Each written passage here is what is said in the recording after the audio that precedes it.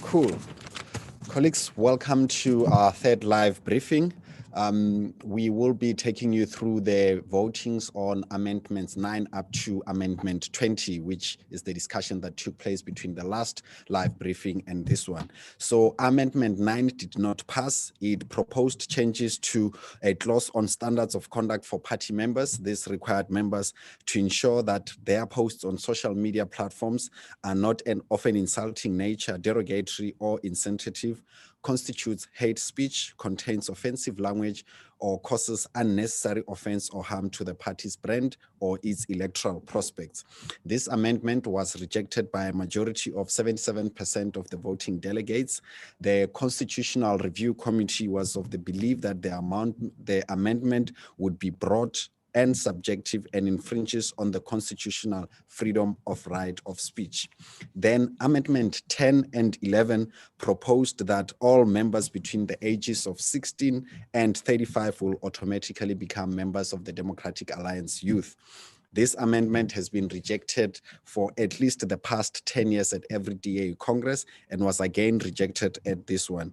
Amendment 11 provided that all members between the ages of 16 and 31 may opt in to become members of the Democratic Alliance Youth. This amendment was passed by a majority of 77.9 of the voting delegates. Then amendments 12 to 14 proposed changes to the clauses relating to criteria for DA membership or ineligibility for membership. Amendment 12 was withdrawn because by both the proposer and the seconder, and as a result had to fall off the agenda and it wasn't voted on. Amendment 13 proposes changes relating to the refusal of membership. The amendment proposes that an individual's membership be perpetually inadmissible under certain circumstances. Those include voluntary resignation from the party, or joining or supporting another party, or resigning before the completion of a disciplinary process after being charged with misconduct in terms of the federal constitution. This amendment was passed by a majority of 80.17% of the voting delegates. Then Amendment 14 dealt with proposals to changes on the clause on dual memberships. This amendment was proposed that a member or category of members of the party may also be a member or members of another party or parties, provided that is approved by the Federal Council until the next membership audit and on conditions determined by the Federal Council. This amendment was, however, rejected by 79.63% of the voting delegates.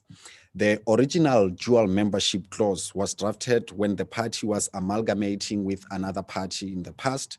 Since this typically takes longer and the time frame for the membership cycle is long, it was necessary to allow a period of flexibility in order to deal with this. But since that has been accomplished by the existing clause through the statement that for the period and on conditions determined by the Federal Council, therefore there was no need to proceed with it.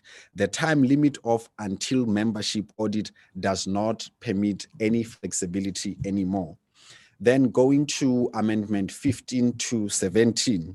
15 proposed changes to the clause on the establishment of branches, which meant that the amendment recognized that essential branches as essential organizational units of the party.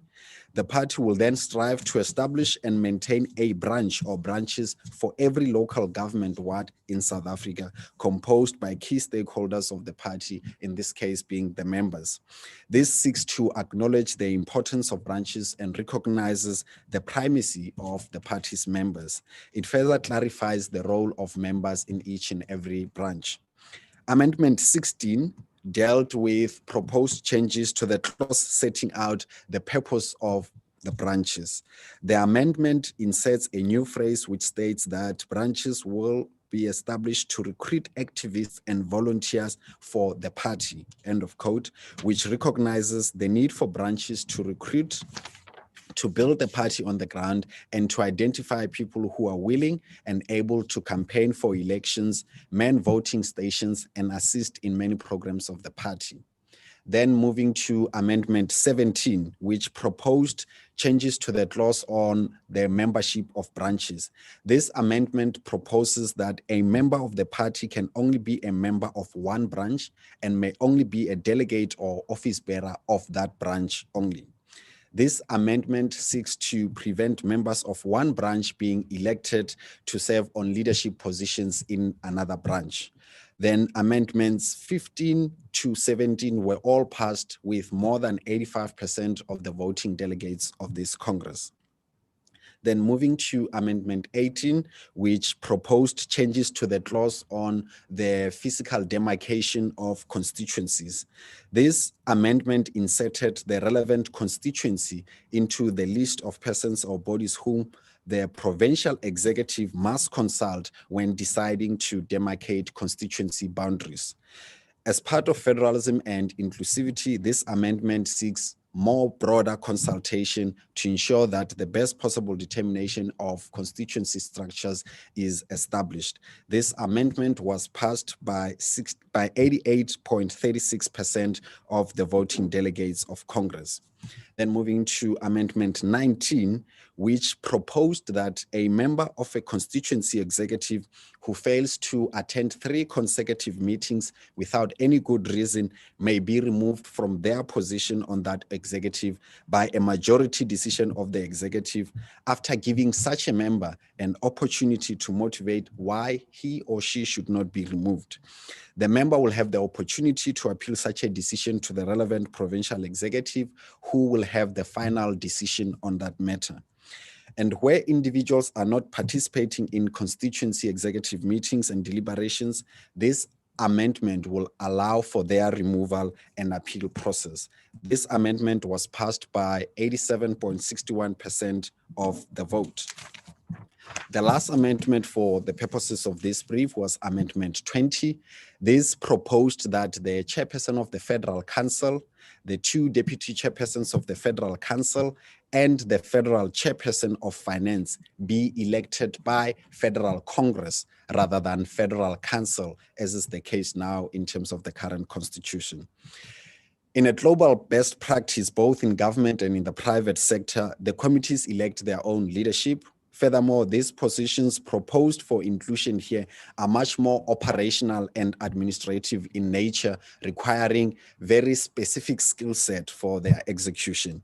So while it might be a very popular candidate with no financial skills who could, through this process, be elected as the Federal Chairperson of Finance, for example, Federal Council as the representative body established by the Constitution with the requisite special knowledge of all provinces and structures of the party is the appropriate democratic structure to elect these positions, as is the case now. The amendment was therefore not passed. It was rejected by 69.83% of the voting delegates. So what this means is that the chairperson of the Federal Council, the 2 deputy Federal Council chairpersons, and the Federal Chairperson of Finance will remain elected by Federal Council, in front of whom they account through a series of the Federal Council meetings in any given year. It is key to also note that delegates voting for these positions who are members of Federal Council will have a separate voters roll to capture those votes. Colleagues, thanks very much for this purpose. I'll now take questions if there are any through the chat room forum that has been established.